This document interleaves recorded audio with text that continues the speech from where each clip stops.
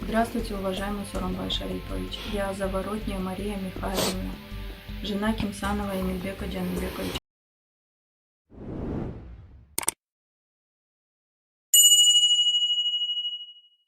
Прошу у вас о помощи, так как в стране творится полнейший беспредел. У моего мужа произошел крупный конфликт с одним из влиятельных людей Кыргызстана. В результате этого конфликта по заказу данного влиятельного человека Кимсанов Эмильбек Джанибекович был задержан по уголовному делу 2-летней давности, которое было вообще прекращено.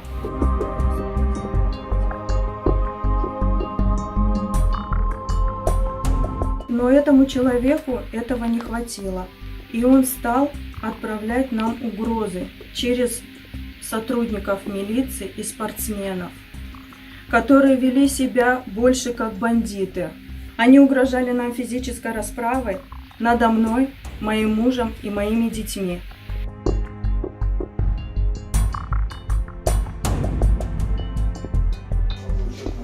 Ну, я нахожусь в розыске за прошлогоднее свое дело, то, что произошло в Киргизии.